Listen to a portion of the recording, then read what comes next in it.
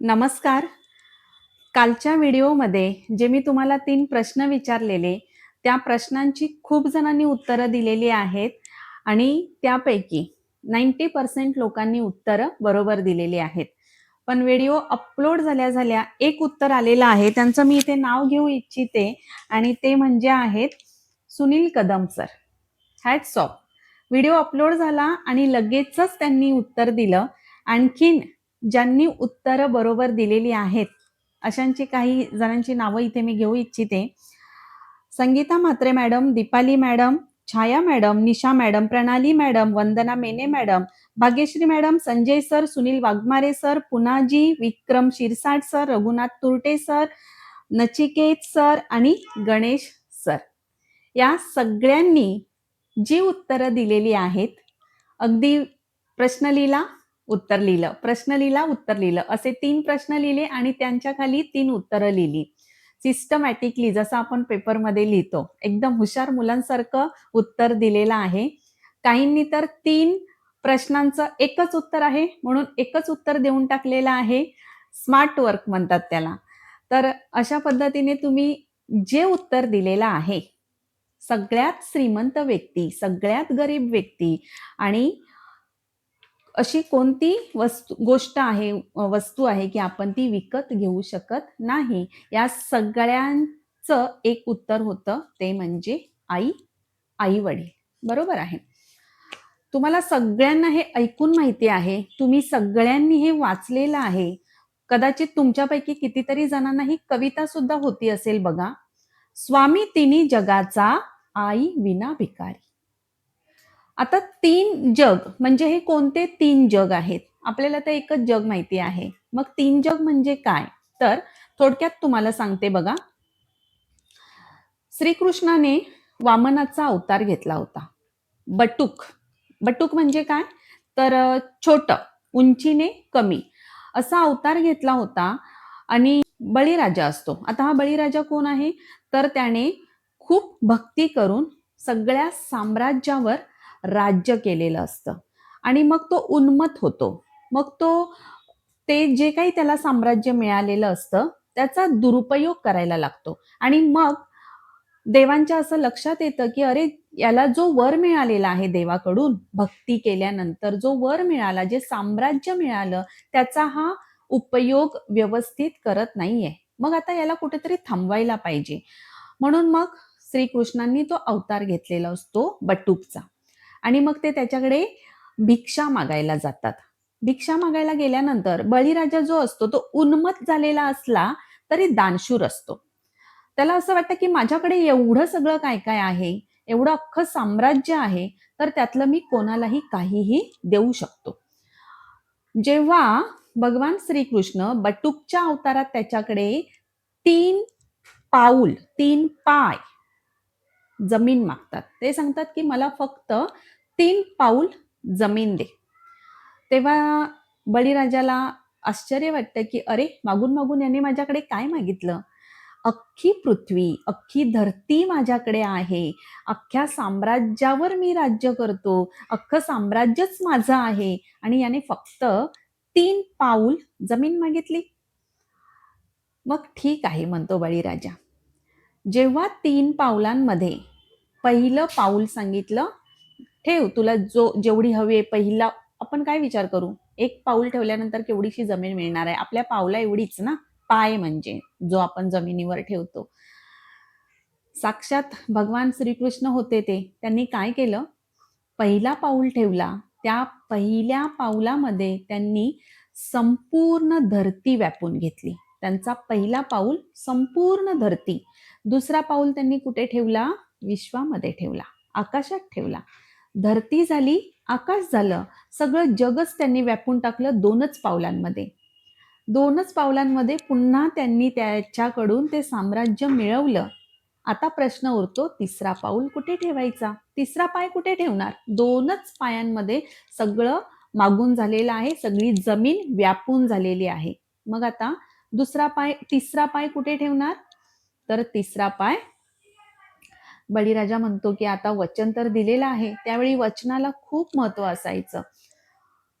वचन दिलेलं आहे.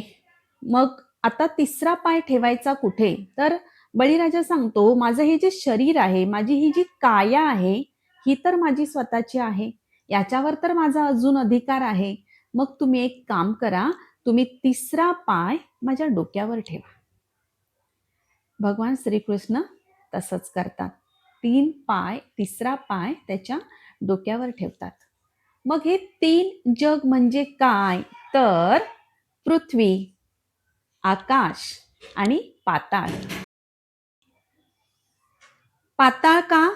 तर त्याच्या डोक्यावर पाय ठेवल्यानंतर तो बळीराजा पाताळात जातो. म्हणून मग पाताळ ही आहे तिसरी जागा. म्हणजे आकाश, पाताळ आणि जमीन. जमीन म्हणजेच पृथ्वी. या 3 जगां एवढं साम्राज्य तुमच्याकडे असेल आणि जर तुमच्याकडे आई वडील नसतील तर स्वामी तिन्ही जगाचा आई विना भिकारी. मग आता आपण याचा अर्थ आपल्या जीवनामध्ये काय घ्यायचा आहे? तुम्ही कितीही श्रीमंत असा, तुमच्याकडे कितीही पैसा असू दे, तुमच्याकडे कितीही प्रॉपर्टी असू दे, पण जर तुमच्याकडे आई वडील नाहीत तर तुम्ही श्रीमंत नाही.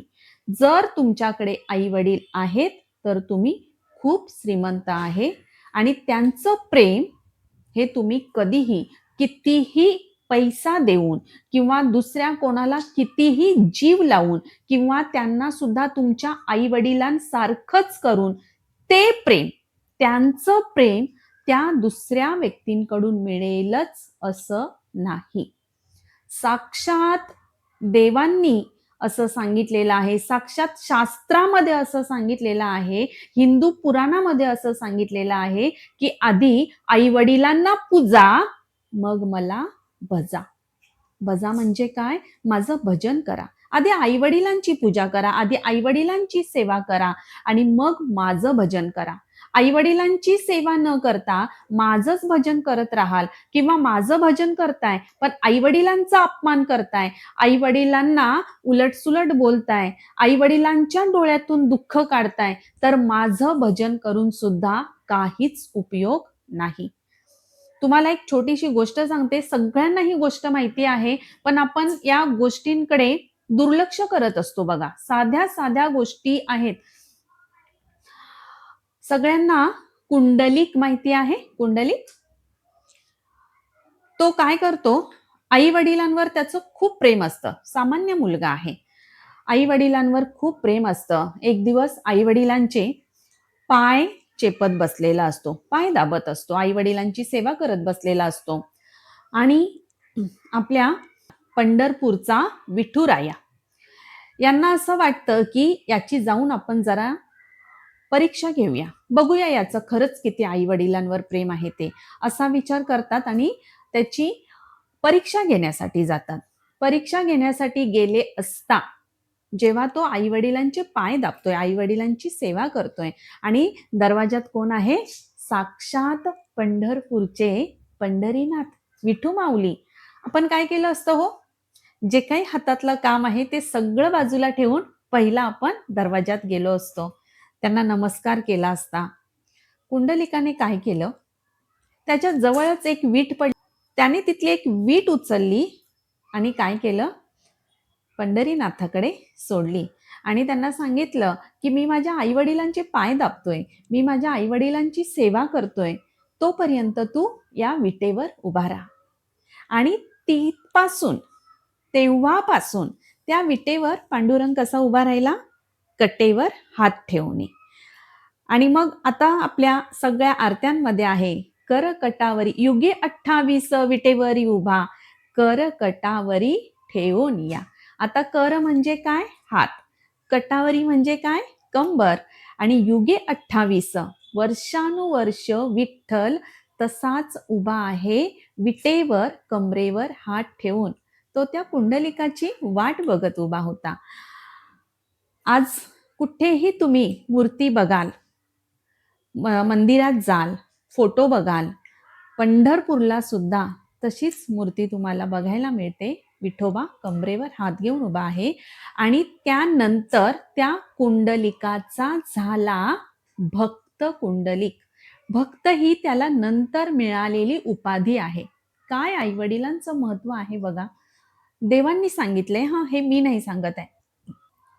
दुसरं एक आपल्या सगळ्यांना माहीतच आहे, प्रभू श्री रामचंद्र. दशरथ राजाने 14 वर्षांचा वनवास सांगितला त्यांना. त्यांना सांगितलं की तुला वनवासात जायचं आहे. श्रीरामांनी चुकूनही विचारलं नाही की मी वनवासात का जायचं, मी वनवासात का जाऊ. काहीच प्रतिउत्तर नाही. पितृ आज्ञा म्हणून त्यांनी ते स्वीकारलं आणि एकाही प्रश्नाची तक्रार न करता ते वनवासामध्ये निघाले. 14 वर्षांचा वनवास केला फक्त वडिलांच्या शब्दावर, पितृ आज्ञा मानून. आणि जेव्हा तो वनवास संपवून आले तेव्हा रामाचे झाले प्रभू रामचंद्र.